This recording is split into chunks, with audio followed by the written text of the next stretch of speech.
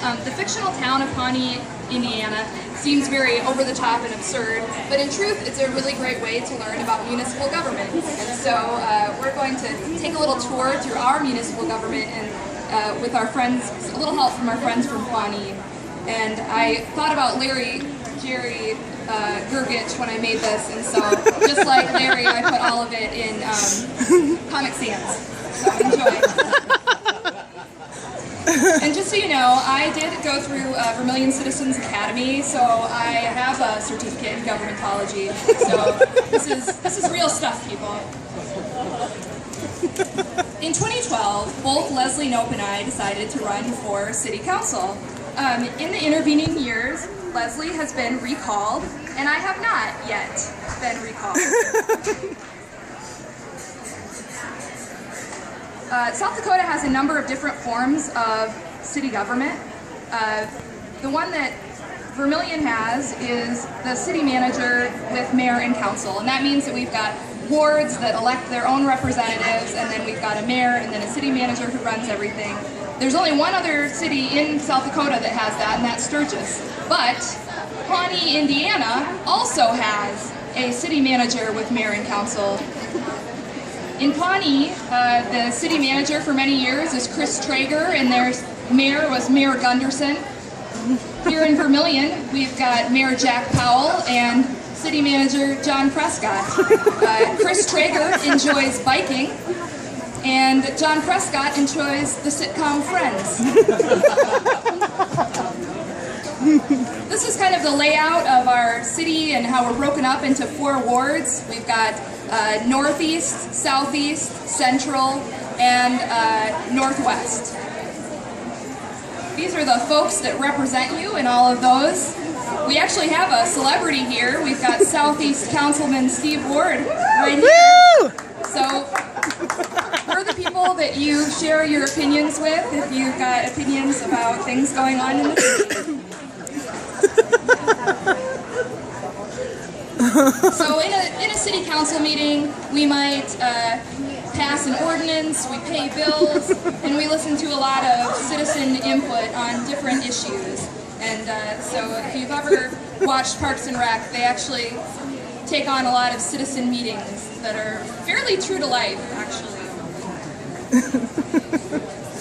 Primarily, though, you can watch these meetings on Channel 3 on your cable every other Monday, but I guarantee you will not find them very interesting. So I'm going to talk a little bit about the different departments that we have. We've got our finance department, that's who you pay for your utilities. They put together our budgets, and they take on elections. Pawnee also has a city finance department.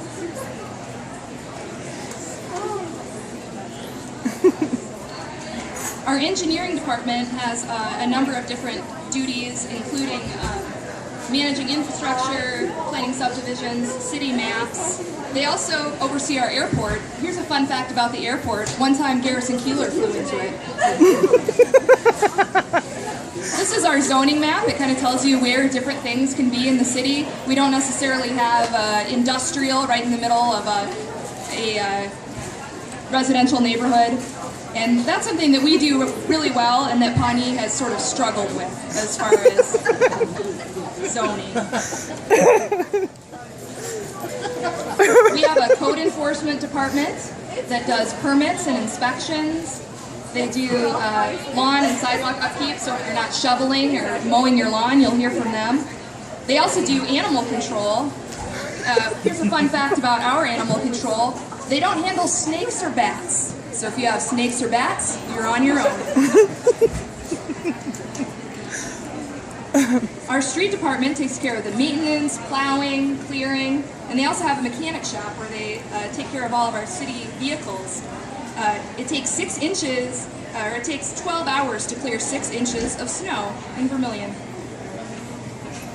We also have a light and power that has 30 miles of underground power and primarily is created through hydroelectric. So we've got some pretty good renewable energy coming into the city. Our water department comes from 5 wells just north of the Vermillion River. They're treated with different chemicals to kind of get the mineral taste out, and then they pump out about 1.2 million gallons a day. In Pawnee, they have a real issue with their water that we luckily don't have, and that is that they put their mouths completely over the spigot. The drinking fountains. Luckily, that's not something that we struggle with. We also have a wastewater department, which is my favorite department. That treats all of the water that comes out of our toilets and sinks and gross stuff like that. They treat it with bacteria and UV, and then it goes back into the Vermillion River, and the water that goes back in is actually cleaner than the water that is in the Vermillion River. So if you were to drink water, you would be better off getting it straight out of water treatment than drinking it out of the Vermillion River. Another interesting thing about wastewater is that all of the solids that come through your pipes end up on a conveyor belt down below the hill. The largest thing to ever come through was a orange construction cone. So don't flush that stuff.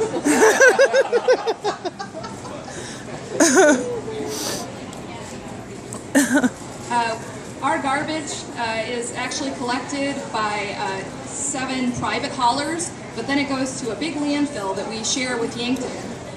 We also have a recycling center that's shared with Yankton, and since 2008 we have had curbside pickup. Pretty exciting. Is it true of getting glass pickup? I'll get to the glass. No, it's not true. No. It's probably never going to happen. You can let me know what you think, Steve. I would say that questions about glass are the #1 question that I get as a city council person. Recycling glass. There's just no market for it. Or when the pool's coming. We also have a number of different law enforcement entities. We've got a volunteer fire department that has 55 volunteers. It was founded in 1892 after several devastating fires. In Pawnee, their fire department was founded after a large bread fire in their bread factory that made the whole town smell like toast. Covers 300 miles. We've got our police department that deals with 5,000 offenses every year. Hopefully no one in this building involved in any of those, I'm sure not. Here's a fun fact about the police department. You'll notice that the lettering on the side of the police car is in lowercase. And the reason for that is that the police chief at the time heard that all uppercase made people feel like they were being shouted at. And so this is our police department's way of not shouting at you. And then we of course have emergency communications, which is our 911 department that covers all of these, and our county sheriff. And then of course we have a Parks and Rec department, just like on Parks and Rec. They cover many of the same things that our Parks and Rec does: park, pool, golf, frisbee golf, all kinds of exciting stuff. Here's a fun fact about them: they also do mosquito control. So they're the ones that are seeing when we need to spray for mosquitoes.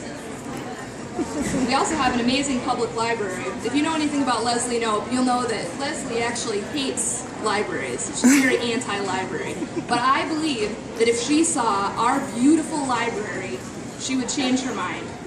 Our library was established in 1902 and was a Carnegie library, and then was moved next door in 1978. So you can still see the old library next to the new library.